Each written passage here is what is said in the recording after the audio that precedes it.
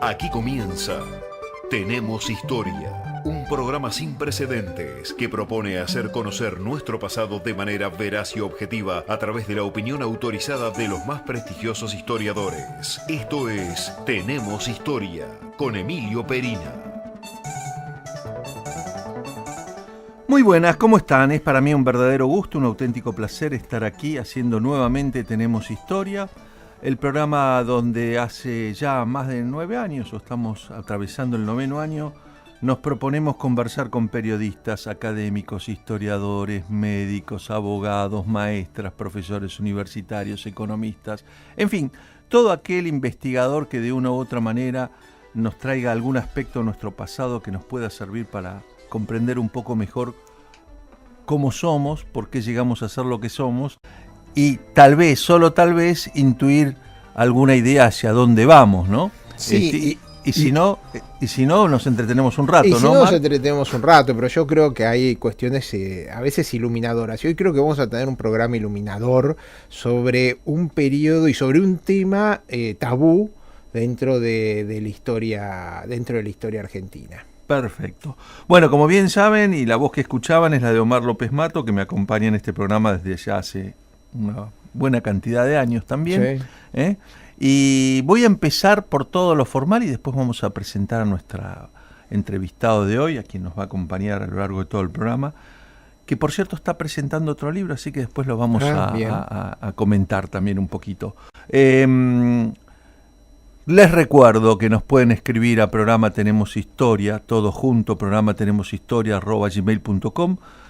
Nos gusta que nos escriban, a veces aparecen sugerencias muy interesantes, como una que surgió ahora de que le dediquemos algunos programas a la guerra de 1914, la Primera Guerra Mundial. Me puse en marcha yo ya para estamos trabajando los dos, cada uno por su lado, sí. buscar hacer algunos programas sobre ese tema. Me parece muy atinado el comentario del oyente, que agradecemos. Y bueno, entonces, la casilla para escribirnos es programa Tenemos Historia @gmail.com. Después tenemos, yo mi casilla de Twitter, @Emilio Perina. Después les recuerdo que este programa, como los anteriores del ciclo, está siendo grabado por Daniel Villarroel y que va a estar en internet. Hay que entrar a Facebook, hay que tener una cuenta de Facebook para ello. Buscan en Facebook Olmo Ediciones, allí linkean programa Tenemos Historia y van a encontrar los programas más antiguos. Después, por una razón de peso de los programas que se van acumulando y son más horas de video que hay ahí, de audio, tuvimos que abrir otra casilla que también está en Facebook. Esta es Tenemos Historia, sin la palabra programa, y allí están los programas más recientes y dentro de unos días va a estar el programa de hoy también. El programa de hoy lo vamos a hacer con Ignacio Montes de Oca, que ya ha estado con nosotros a propósito de uno de sus libros anteriores, que si no me equivoco era Historias de la Argentina Olvidada, del año 2012. También publicó Tierra de Nadie en el año 2006, donde relata hechos pocos conocidos de la Guerra de las Malvinas. Ha trabajado como productor en distintos proyectos para History Channel, National Geographic, Discovery Channel, en fin, tiene una dilatada experiencia y presentó hace un tiempito, pero con mucho éxito y mucha venta, el tema que vamos a tratar hoy, que es Ustallas, el ejército nazi de Perón y el Vaticano, que editó Sudamericana. Diego, ¿cómo estás? ¿Bien? ¿Qué tal? ¿Cómo estás? Gracias por estar con nosotros. Si les parece, Diego y Omar, hacemos la presentación del programa y después nos metemos de lleno en este tema que comienza en los momentos previos a la Segunda Guerra Mundial. La década del 30. Tenemos Historia, iluminando el pasado, desafiando el futuro, decodificando el presente con el simple ritual del diálogo.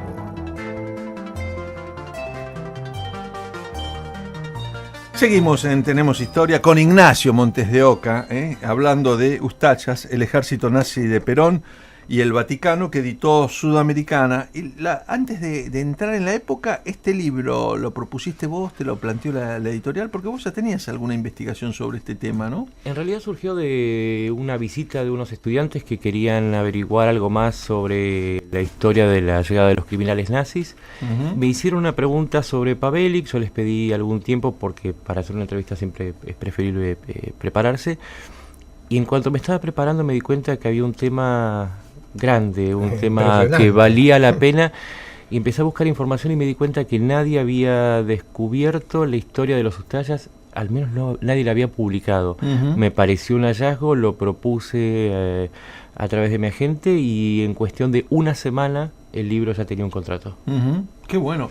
Bueno, los Ustayas, para entender qué son, uno debe remitirse a la década del 30 y comprender el conflicto de los Balcanes, ¿no? Que no es fácil de comprender. No, y que se prolonga hasta nuestros días. Claro.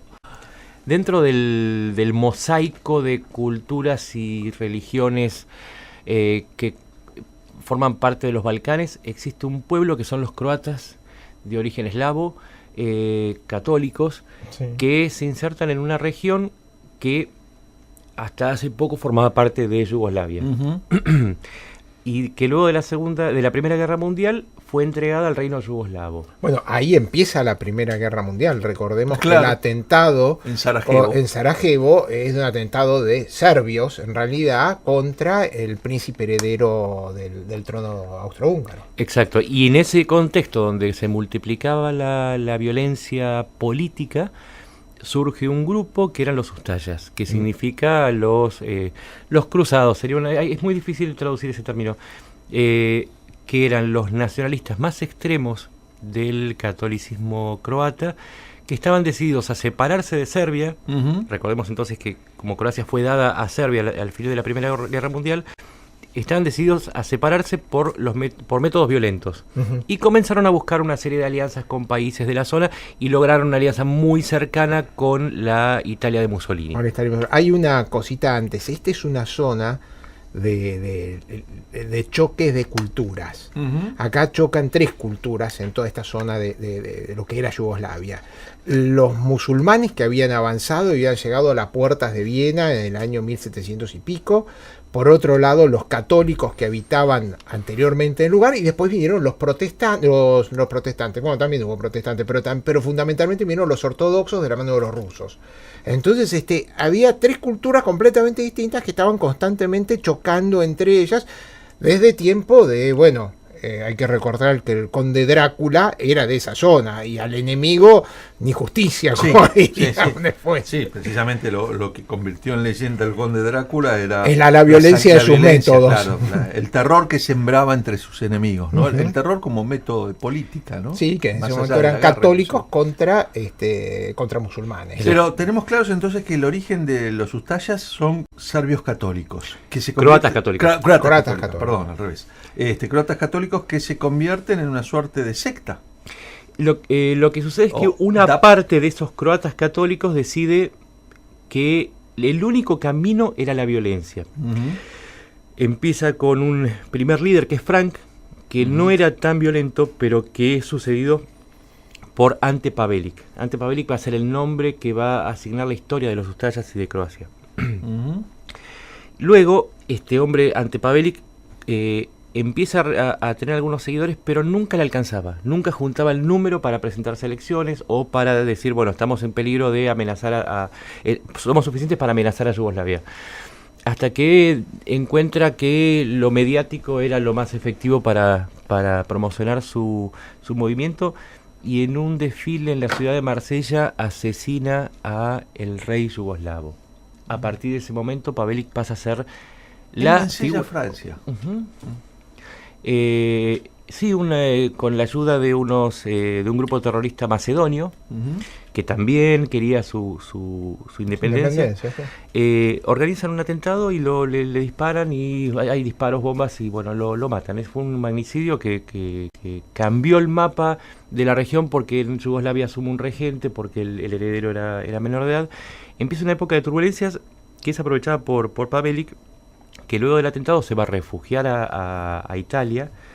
Mussolini no solo le da refugio, sino que empieza a proveerle de un santuario donde formar sus milicias, y además le da esa cobertura que le permite zafar de la justicia francesa, que no solamente lo quería juzgar por haber matado al rey serbio en su territorio, sino porque también mató al ministro de Relaciones Exteriores francés en el mismo ataque.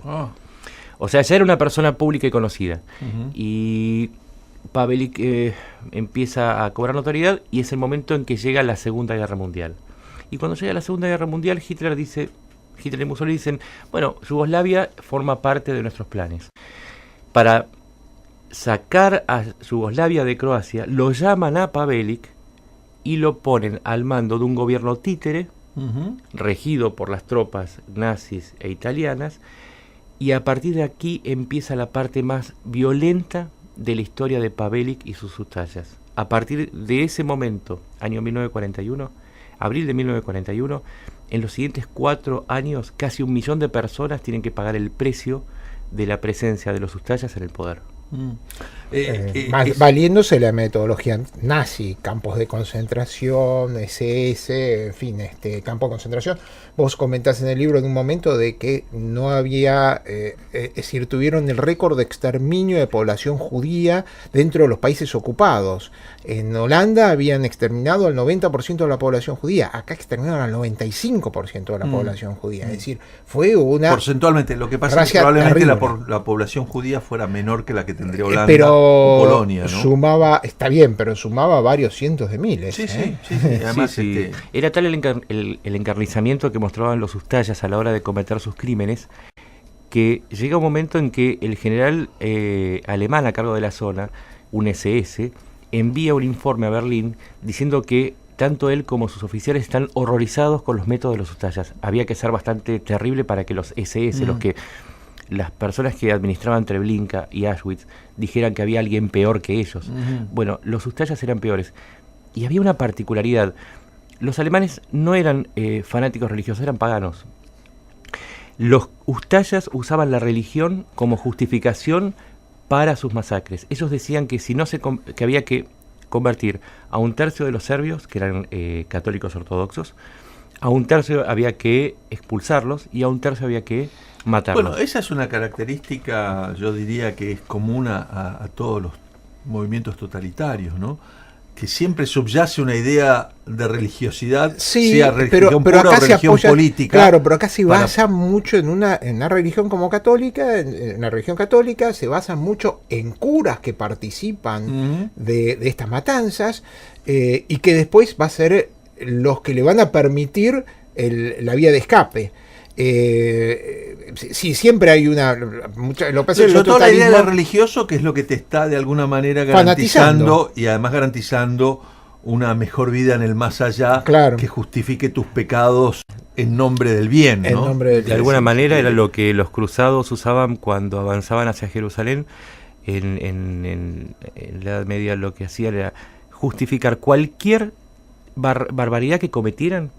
Estaba bien en nombre de la religión. No, y lo mismo te vas a encontrar con cualquier asesino o el propio Stalin, en nombre de eso es la política tomada como religión y la idea de que el Estado reemplazó a Dios de alguna manera, ¿no? Pero hay que siempre recurrir a una instancia superior. Claro, sin ese trasfondo de religiosidad o sin ese manto que la religiosidad otorga, es muy difícil que se cometan estos crímenes. Y el otro punto que quería destacar, porque también por ahí para los oyentes es útil, que en general casi todo el avance de los alemanes hacia el este, y se ve muy claro en Stalingrado, está hecho sumando ejércitos de otras nacionalidades. Bueno, hubo un grupo los romanos, los italianos, sí, menos eficientes. Bueno, pero hicieron una película muy linda, Los girasoles de Rusia, ¿te acordás que era de eso? Sí. No, y yo recordaba el general Pauls, era el que está en el frente de Stalingrado,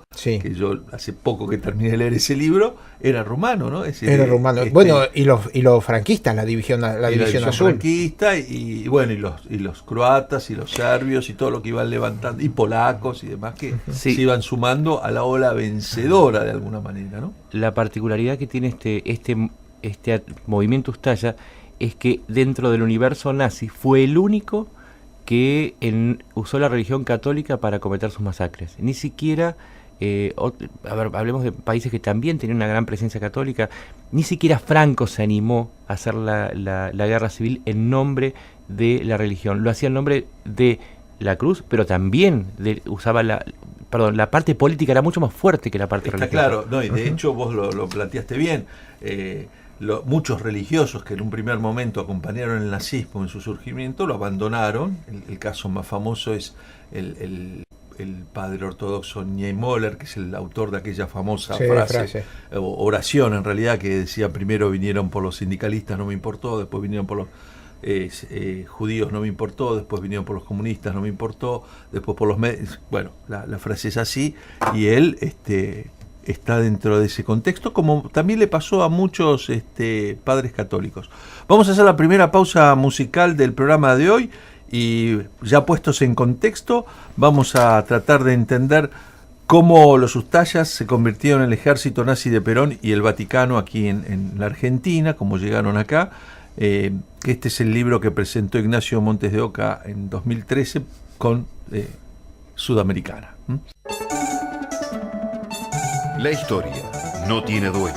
Conocela en Tenemos Historia.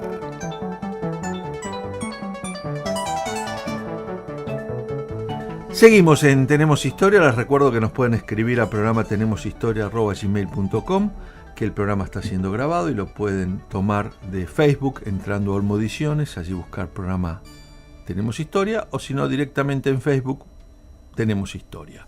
Y hoy estamos conversando con Ignacio Montes de Oca de Ustayas, el ejército nazi de Perón y el Vaticano. Bueno, ahora creo que tenemos que ver cómo llegaron. Supongo que la ruta, como la de muchos otros nazis, fue la ruta vaticana. Ahora, ¿por qué el Vaticano le prestó a los Ustayas apoyo? En primer lugar, porque estaba muy implicada la religión católica dentro de la masacre. Hay que recordar que las escuadras Ustayas tenían por jefes, por lo general, y casi siempre diría, a un cura. Uh-huh. Esta es otra particularidad de este movimiento. Que hay una frasecita para que ilustre esto, que la tengo marcada, del 25 de mayo del 41, el semanario eclesiástico Catholic Listum, escrito por el sacerdote croata Franjo Kraljic. Acá tenemos un problema en las pronunciaciones de los apellidos, nos van a tener que disculpar. Yo tenía un profesor que decía: estos son apellidos expectorantes, ¿no? Los judíos que condujeron a Europa y al mundo entero al desastre moral, cultural y económico han desarrollado un apetito que solamente el mundo en su totalidad puede satisfacer. Satanás los ayudó a inventar el socialismo y el comunismo. El amor tiene sus límites. Esto es, creo que ilustra perfectamente lo que estaba diciendo Nacho sobre este tema de por qué la Iglesia apoya a este movimiento.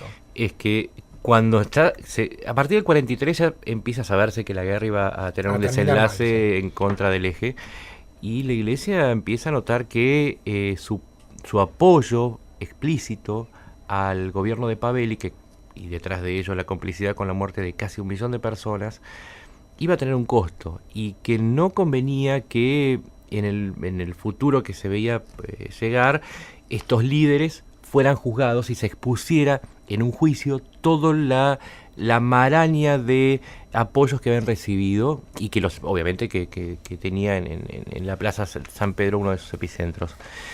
Entonces, a partir del 43 empieza a armarse una red de escape que le iba a permitir en los 2 años siguientes armar la red más eficiente de fuga de criminales de guerra que vio Europa en funcionamiento. Inclusive, y esto me hago cargo y en el libro está explicado por qué, era una red que era mucho más eficiente que la red Odessa. De hecho, la red Odessa funciona y tiene eficacia gracias a que la red croata armada para que se evadieran estos criminales fue puesta en funcionamiento 2 años antes. Yo me preguntaba en el libro, ¿cómo es que los alemanes, que eran tan previsores y eficientes, no habían armado una red de fuga? No la necesitaban. Cuando la necesitaron, tenían esta red de fuga croata ya funcionando a partir del año 1943. Bueno, muchos de ellos nunca hasta el final no pensaron que iban a perder la guerra, con lo cual no habría por qué fugarse, ¿no? No, bueno, pero yo creo que en el fondo lo tenían que tener siempre, uno tiene que tener una salida B, no eran tontos, sabían que en algún momento se le iba a complicar. Y aparte, bueno, no solamente el camino de fuga estuvo aceitado por varios millones varios cientos de toneladas de oro. Exacto, que era la divisa internacional en ese momento. Eso es lo que uno puede llevarlo más o menos bien y más o menos claro. Porque había los Ustayas habían acumulado mucho dinero en esos años de poder. Es difícil de mensurar, pero imaginen ustedes que si ustedes le roban los bienes a 1 millón de personas, y además le roban todos los bienes a la Iglesia Ortodoxa, y además de eso tienen todo el dinero de un Estado, que era el Estado Nacional Socialista Croata, todo ese dinero está disponible para aceitar un sistema de fuga. Hablamos de cifras que hoy serían equivalentes a 20.000 millones de dólares. Vamos a hacer una cifra cercana. Con 20.000 millones de dólares se arma una buena ruta de escape. El punto es que en el 45, cuando los rusos ya habían tomado Belgrado, se estaban acercando a Zagreb, a través del obispo Aloysius Stepinac, que era el obispo de Zagreb, empiezan los movimientos para empezar a mover a ciertos personajes hacia las zonas aliadas de Occidente. Una pequeña aclaración, Stepinac tiene un monumento mortuorio dentro de la catedral de Zagreb, ¿no? Después voy a contar algo de Stepinac. Por eso, pero es para que fijemos una cosita. Futuro santo de la iglesia. Sí, está el camino a beatificarse. Un pequeño paréntesis, Oviato, Omar y Ignacio, porque me quedé pensando en esta idea de por qué fugarse, y me parece que la idea de la fuga, mucho más que por temor a un juicio, que era una experiencia que el mundo no conocía, ni sabía si se iba a realizar después, porque la idea de Nuremberg aparece después de terminar la guerra, era el oro, muchachos. Se querían llevar la plata estos señores. Es decir, estaban robando a cuatro manos, no se la daban al Führer o a los jerarcas, y estaban viendo cómo se la llevaban a algún lugar donde la pudieran disfrutar. Me parece a mí, ¿no? Las pinturas, vos fijate, hace poco tiempo atrás... No tengo prueba, obviamente, ¿no? Pero déjenme pensar. Hace poco tiempo atrás, fíjate vos el tema de las pinturas. Hace poco tiempo atrás encontraron a un señor que el padre había sido Marchand, tenía 1500 cuadros de Cézanne, Picasso, Monet. Y todo robado. 1500 cuadros que aparte hacía 60 años que lo tenía escondido en su casa. Pero además, con la idea de cruzada, además de disfrutar el dinero, servía para pensar en seguir el combate una vez que fuera finalizada la Segunda Guerra Mundial. Sí, yo insisto, que eso es posible que apareciera después, pero hasta el año 43, si bien los militares y la guerra está definida en el año 43 a partir de Stalingrado, a partir de la batalla de Midway, a partir del desembarco en el norte de África, digamos, todo eso empieza como a cambiar el panorama, pero yo creo que el tema es quedarse con la plata, ni más ni menos, ¿no? No hay ni ideología ni religiosidad. Yo creo que había parte, muchos de estos expresan un odio, que es lo que después mantuvo a la comunidad esta Ustaya unida, un odio hacia el comunismo. Siempre se necesita hay una cosa ideológica que podrá ser una excusa, ¿cómo te puedo decir? Ahora, el comunismo te robaba con los mismos argumentos, pero al revés, digamos, no era diferente. Creo que si hay una conclusión que tienen nuestros escuchas desde hace años, que el mundo es más o menos lo mismo desde hace años. En el año 43 se produce un movimiento que a muchos se les escapó en los libros de historia, no a Ukigoñi, que para mí es el experto mayor en este tema, que es la compra por parte del Estado croata, año 43, todavía estábamos en plena guerra, de 60 pasaportes en blanco del gobierno argentino.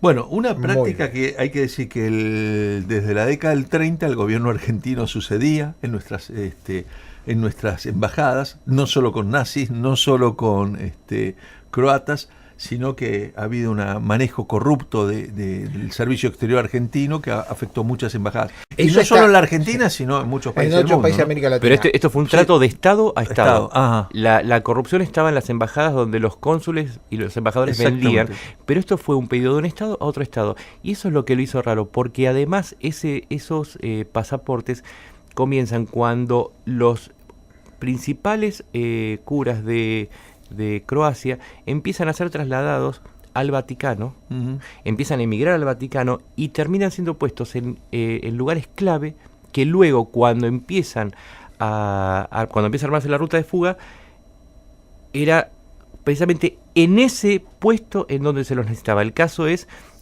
Krunoslav Draganovic, que era un cura que participó también en las escuadras de matanzas, pero que termina siendo el representante de la Cruz Roja en el Vaticano. Ideal para vender pasaportes. Por ende, el que daba los documentos que solamente tenían que acreditar un nombre y ser verosímiles. O sea, cualquier persona podía decir, bueno, yo no soy un oficial SS, sino que me llamo Klaus y soy un labriego alemán. Nunca tuve nada que ver con la guerra. Si este señor, croata que había sido puesto en ese lugar, decía, yo le creo, era suficiente. Entonces, este movimiento que empieza en el 43 puesto en funcionamiento en el 45 y con una eficacia increíble. Y a través de ahí se suman muchos alemanes. Recordemos el libro de Ukigoñi. En realidad el libro de Ukigoñi sobre la Odessa Argentina empieza hablando de la corrupción de los diplomáticos argentinos vendiendo pasaportes y prohibiéndole la entrada a algunos y a otros, ¿no? Ricos. Uki tenía 3 libros, la Odessa Argentina, Perón y los alemanes, y el último, que resume un poco los estudios de él. Se me escapó el título del último. Bueno, no importa, ya va a volver. Bueno, empieza entonces una ruta de fuga de esta gente hacia el Vaticano y por la vía de Italia y del Vaticano hacia Latinoamérica. Y es ahí donde entra el gobierno en particular. Es ahí donde entra a jugar el gobierno argentino. Empieza a jugar... Que era lógico que eligieran la Argentina porque la Argentina todavía se mantenía neutral. Bueno, el resto de los países... la declaración de la guerra el último día, ¿no? Sí. Un acto vergonzoso. 27 de marzo del 45. Fue justamente para estar del lado de los vencedores y facilitar la salida de algunas personas. Ojo, también, no es que era una idea esta y de los croatas, también los americanos, los ingleses querían tener... Algunos los vamos a preservar para la lucha. No, es decir, bueno, todo el mundo pensaba que iba a haber una tercera guerra. Eso, por supuesto, no, sobre eso hay que decir que porque parecería que todos los alemanes y croatas que vinieron a Argentina eran todos nazis y tampoco es así. Tampoco es así. Y ni todos los que fueron a Rusia eran socialistas, ni todos los que fueron a Estados Unidos eran capitalistas. Todos los países trataron de capturar cerebros y gente, pero acá estamos hablando de gente que no era de un alto brillo intelectual ni tenía mucho que aportar en materia tecnológica o industrial. Yo no sé un cura que era responsable de la muerte de 40.000 personas, qué material científico podía aportar. Bien, vamos a hacer la segunda pausa musical del programa de hoy y seguimos tratando de meternos en un tema tan complejo como es este de los Ustasjas, que lo ha tratado Ignacio Montes de Oca en el libro Ustasjas, el ejército nazi de Perón y el Vaticano, que editó Sudamericano. Si la historia la escriben solo los que perdieron las batallas, se llena de rencor. Si la historia la escriben solo los que ganaron las batallas, difícilmente sea objetiva. Tenemos historia y podemos contarla. Seguimos aquí en Tenemos Historia, hoy con la visita de Ignacio Montes de Oca a propósito de sus libros Ustasjas, el ejército nazi de Perón y el Vaticano. Y Omar, vos querías... Quiero empezar con una frase, porque leí el libro, la verdad, con mucho interés. Un libro tan controvertido, porque aparte de decir controvertido, porque sabés que es decir, uno conoce gente, a croatas, a eslovecos, a serbios, a descendientes de, y todavía se están peleando. Entonces, tema que te llama la atención, que te ilustra. Pero esta es una frase que el general Perón le dijo a Tomás Eloy Martínez años después de terminar la guerra. En el 70, el famoso reportaje que publicó 7 días y que después se convirtió en un libro. En Nuremberg se estaba consumando entonces una infamia sin nombre que todavía sigue pesando sobre la conciencia de la humanidad. Se está celebrando un juicio indigno donde los vencedores se comportan como si no lo fueran. Ahora nos damos cuenta de que esta gente merecía haber perdido la guerra. Bueno, nada, el silencio. Pero esto es un poco lo que marca que ideológicamente el coronel Perón en ese entonces era permeable a... Bueno, hay otros trabajos que demuestran que tenía relaciones muy fluidas con el embajador alemán, ahí en la casa de la calle Quintana 161, donde iba a jugar al póker y ganaba afortunadamente más de las veces que perdía, como muchos otros generales del ejército argentino, ¿no? Y miembros del ejército argentino, y otras fuerzas armadas también. Y además de la motivación personal que tenía Perón, que nunca ocultó su simpatía por el triunfo del eje, por un potencial triunfo del eje, había otro motivo. Él llega presidente y había apostado mal, había apostado al eje. Y necesitaba congraciarse con los aliados. Yo esa tesis no la comparto, Ignacio. Te voy a decir por qué. Porque en realidad los que apostaban al eje fuertemente eran el general Perlinger y era el otro sector del GOU al cual Perón desplaza. En realidad Perón lo que hace todo el tiempo es ir desplazando a los que dieron el golpe para aliarse con el eje y no tuvieron el coraje o el valor de aliarse, sino quedar neutrales, o que fueron neutralizados por otras fuerzas que estaban dentro de la Marina y dentro del ejército y que estaban con el lado de los aliados. Yo diría que ¿no? tenía simpatías. Porque el ejército, sobre todo por el ejército tenía una formación prusiana, etcétera. No comparto para nada, porque Perón está formado por la liberal del ejército argentino y él podía haber funcionado tranquilamente del otro lado. Y si no, no se hubiera opuesto a Perlinger, digamos, lo hubiera dejado avanzar. Bien, teniendo hipótesis opuestas, de todas maneras estamos de acuerdo en algo, que es la Argentina había quedado muy mal parada. Por supuesto. En la Segunda Guerra Mundial, por y supuesto. tenía que sobreactuar un apoyo al occidente. Habrá que estudiar si la neutralidad argentina en las dos guerras fue correcta. Yo cuestiono inclusive la neutralidad en la primera guerra también, y en la segunda sin duda. Pero bueno, eso fue un juego de intereses. En realidad a los británicos no les venía mal esa neutralidad porque permitía entonces que los barcos entraran con alimentos a Inglaterra sin problemas. Los que más se oponían en realidad, que fue la vergonzosa conferencia de Río de Janeiro del año enero del 42 con el padre Magdalena, el canciller Guineazú, negando que el ataque a Pearl Harbor fuera un ataque a una nación americana, porque Pearl Harbor está ubicado en el Pacífico, ¿no? Casi, y negando el apoyo y cumpliendo con lo que decía Altiar, ¿no? Que la Argentina había firmado y debía cumplir. Pero volvamos y la otra cuestión es que las fronteras argentinas antes y después de eso siempre fueron muy permeables. Lo siguen siendo hoy, lamentablemente, ¿no? Permeables al contrabando, permeables a la venta de armas, permeables a las drogas, permeables a los indeseables de otras partes del mundo que se instalan, sean nazis, sean comunistas, sean narcotraficantes. Coleccionamos genocidas de todas las especies. De todas especies. La cuestión es que para sacar a los criminales de guerra de Europa no había forma de hacerlo sin la complicidad de los servicios de inteligencia de Occidente, que eran los que controlaban el terreno, controlaban los puertos. Y por cierto, nuestros servicios de inteligencia recién se estaban formando, en eso estábamos muy atrás del resto de las naciones. Es el propio Perón el que va a crear el servicio de inteligencia del ejército en el año 52. Con ayuda de croatas. Claro. Y además hay un tercer factor que cuento en el libro que ayuda a la fuga, y es que en ese momento Perón se llevaba muy bien con la iglesia. Cuando digo muy bien me refiero a muy eso sí, bien. Hay un proyecto de una nación católica, que es el tema que ha estudiado también Lori Sanata en sus libros. Sí, la relación con el un excelente Benito, libro. Exactamente. Eso sí existió, y eso existió desde el comienzo del golpe del GO, donde de vuelta había gente muy vinculada a la embajada alemana, inclusive Evita se dice que trabajaba y recibía dinero del embajador alemán, porque ya trabajaba en la Secretaría de Medios y Comunicación y era un agente de propaganda de ese grupo. Pero de ahí yo creo que hay una puja de intereses y algunos que van confluyendo, ¿no? Para permitir la llegada de estos señores. Ahora, ¿quiénes llegaron? A ver, ¿quiénes llegaron? Vamos a decir que llegó el único líder del universo nazi en posguerra que logró sobrevivir indemne a un juicio, a un suicidio inducido o a un asesinato. Ningún otro líder llegó a salir de Europa. Ante Pavelic fue el único que no solamente logró fugarse, sino que además se fugó con todo su gabinete. Llegó a la Argentina, se instaló y armó un gobierno en el exilio. Ya se había cargado un rey, por lo que contaste en el otro bloque, o sea, el señor ya tenía. Y mientras tanto, Yugoslavia llegó luego de recorrer toda una ruta cargada de curas y agentes argentinos, agentes occidentales, y llega a la Argentina y se instala y le regalan una casa en el Palomar, el perteneciente al Ministerio de Acción Social, le dan un puesto en la policía, la sección especial de la policía, y luego le dan una serie de trabajos en la obra pública. Bueno, todo esto uno lo debe inscribir en la idea de que la guerra y la confrontación contra el comunismo iba a llegar.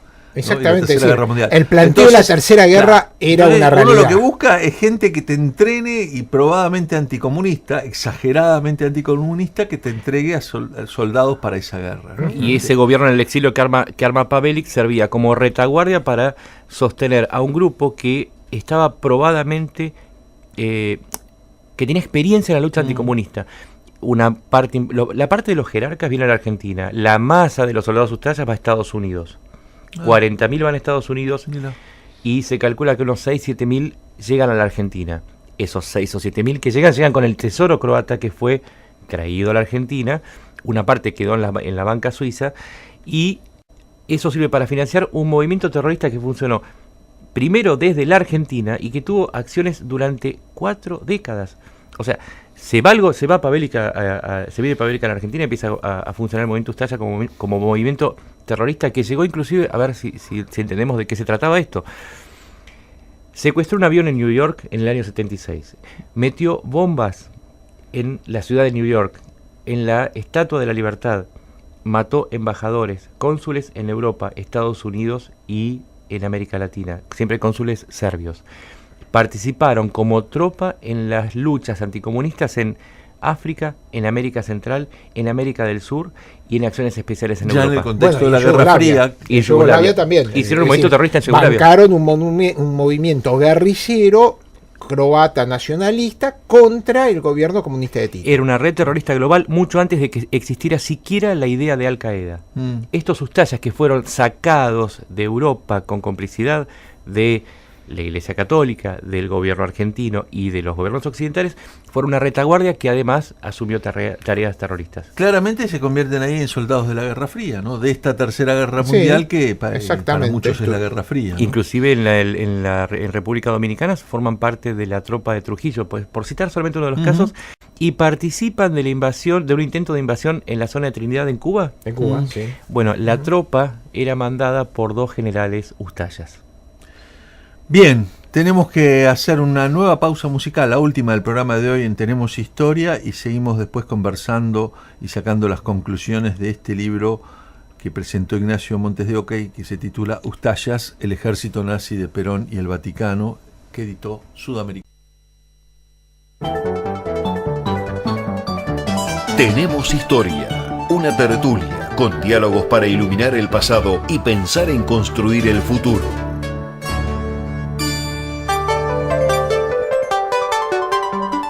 Bien, seguimos aquí en Tenemos Historia con Ignacio Montes de Oca, con Omar López Mato, conversando sobre los ustayas. Y en el círculo de Perón, en los años que van desde el 50 al 55 y después... En el 48, en el 48 una gran entrada. Claro, y y después, sí, 48 ya terminaba la guerra, Sí, pero ahí es ya empezando entraron. la reconstrucción de Europa, Uh-huh. y después... inclusive muchos fueron jefe de custodia de Perón en el exilio también. ¿Cómo funcionó eso? Contame los personajes más importantes. Hay dos hombres que marcan la presencia cercana de los ustayas con Perón. El primero es Branko Benzón, que era su cardiólogo. Branko Benzón había sido embajador de Ante Pavelic en Berlín ante Hitler. Se escapa tras la guerra, aparece en Buenos Aires y al año ya era médico de Perón y era el que digitaba quién entraba y quién no entraba entre los inmigrantes provenientes de los Balcanes. Ajá. Él tenía un puesto de asesor presidencial en la Dirección de Migraciones y solamente Perón podía contradecir lo que Branko Benzón decidía. Había otro secretario de Perón, que no era croata, pero era Rudi Freud, el jefe de la escolta, que era un reconocido argentino-alemán, pero de ascendencia nazi, es decir, de fuerzas con misiones nazis. Bueno, la colectividad alemana estaba dividida entre los alemán que dirigían la parte liberal de la población alemana y Rudi Freud y el padre que tenían el grupo nazi dentro de la Argentina. Pero incluso eso además, en el caso de los alemanes, siempre hay que recordar que Alemania entre 1910 y 1940 es la segunda inversión directa en la Argentina, en capitales, compitiendo a veces con Estados Unidos, a veces desplazando en algún año a Inglaterra, que realmente era la primera, pero esas 3 naciones, muy atrás quedaban los franceses, los españoles, los italianos y otras nacionalidades. La inversión llegaba generalmente de empresas alemanas, ¿no? Que son también parte del origen del fuerte estatismo argentino, porque esas empresas paradojalmente fueron expropiadas al finalizar la guerra. La primera guerra. Y la segunda. Y la segunda también. La segunda guerra. Y son las que el Estado argentino termina dueño de hoteles, de empresas marítimas, de una cantidad de cosas que en el proyecto por ahí no estaban. Pero bueno. Freud era poderoso, pero cuando necesitaba un pasaporte se lo tenía que pedir a Benzón para que a través de la red croata se lo consiguiera. De hecho, Mengele, Eichmann, Pripke, Barbie, por nombrar solamente algunos, tuvieron que llegar gracias a la red croata. O sea, en algún punto Freud dependía de Branko Benzón. Y Branko Benzón trajo una tropa, entre los cuales estaba el futuro hombre más cercano, inclusive que López Rega, en ciertos momentos, de Perón, que se llamaba Mile Ravlik, que cuando llegaba a la Argentina con un pasaporte falso se llamaba Milo Bogetich, que estuvo vinculado a la Alianza Libertadora Nacionalista en los primeros años, sirvió como entrenador, porque le entrena a las patotas de la ALN, y cuando Perón está en Madrid aparece mágicamente como su custodio personal, luego de haber luchado por cuenta de la CIA en Dominicana, en Biafra. En ese reportaje que citábamos de Tomás Eloy Martínez, no sé si no estaba, si no es uno de los que le abre la puerta y lo lleva. Sí. Bueno, había porque una López Rega de tenía en ese momento un rol menor, realmente de mayordomo. Servía las copitas de anís. Milo Bocetich. Hay una escena, creo que la relatás, en donde López Rega se le queja a Perón de la ascendencia que tenía Milo Bocetich frente a él. Inclusive tenía el privilegio de cenar con Perón y con Isabel, cosa que López Rega no tenía en ese momento. No tenía en ese momento. Y cuando Perón vuelve a la Argentina en el famoso vuelo de regreso cargado de personal del peronismo, jefe de la custodia es Milo Bocetich. Y el que hace de coordinador del recibimiento en Ezeiza, el día de la masacre de Ezeiza, el que coordina la seguridad desde España, López Rega, le envía los informes a Perón, pasan por Milo Bocetich y es uno de los arquitectos de esta masacre que se armó en Ezeiza. Acá en el programa tenemos la tesis de que no hubo masacre siguiendo a Samuel Amaral, ¿no? Bueno, no hay tal cosa. Cambiamos el nombre por emboscada. La emboscada fue planificada es que conjuntamente. Hubo emboscada, eso lo demuestra los montoneros quisieron tomar el palco realmente. Eso existió. Hubo un enfrentamiento, Pero desde la derecha que fueron tontamente llevados a una cosa. No, estaba en el plan de los montoneros. Desde la derecha, el coordinador de seguridad era Milo Bocetich, un Ustaya que había reconocido haber matado una cantidad de serbios en su paso por la Segunda Guerra. Y luego existen otros Ustayas que son los que aparecen en el tráfico de armas a Croacia. En los años 90.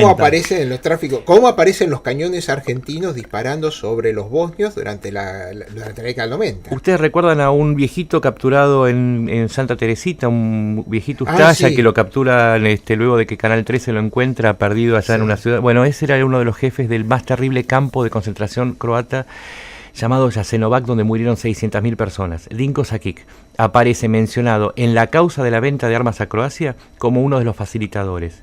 Y el otro es Ivo Rožnica, que era el embajador plenipotenciario en América Latina, había sido jefe de la guarnición ahora no me sale eso. Bueno, de uno de los campos de concentración, sí. Estaba acusado de crímenes de guerra, pero era el embajador croata en Argentina y fue el que estuvo detrás de toda esta maniobra. Pero en un momento le quisieron dar un puesto oficial en la década del 90. A pedido de Franco Tuđman, que era el presidente croata, el primer presidente de la Croacia independiente, le pide a Menem que lo nombre embajador.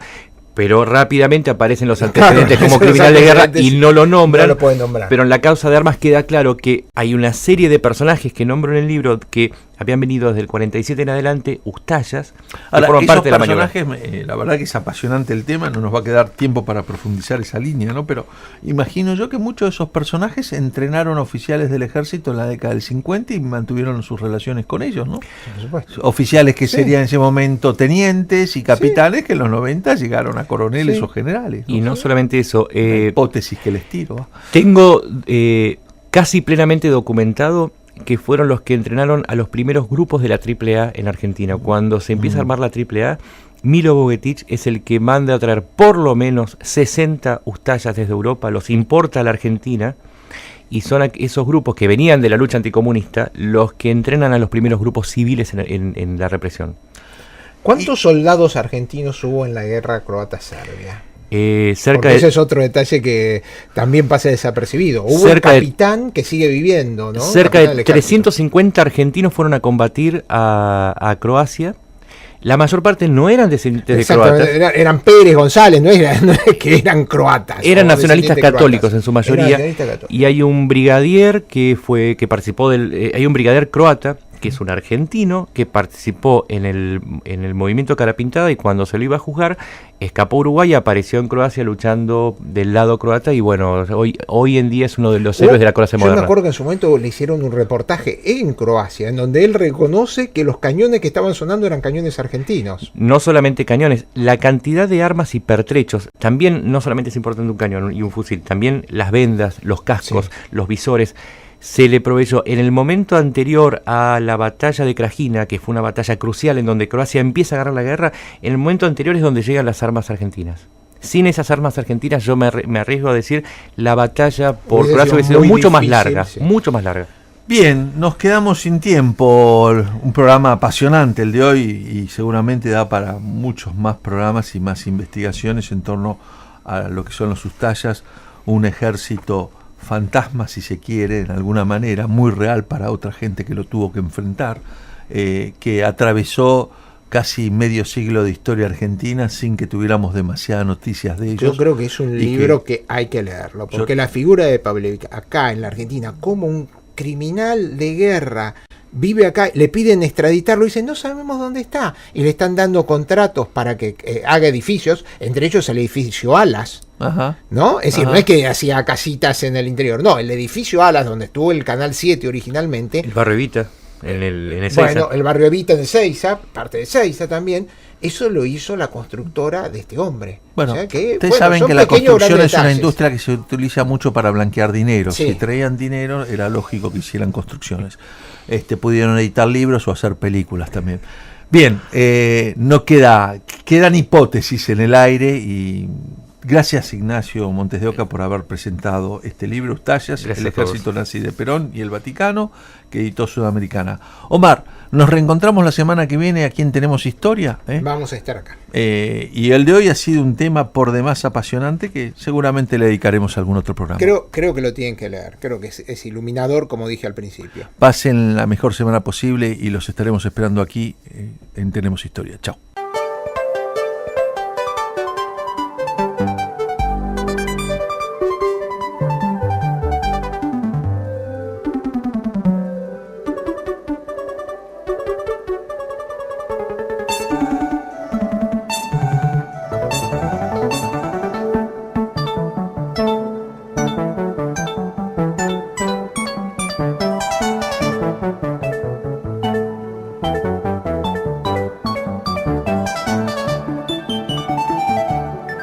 Thank you.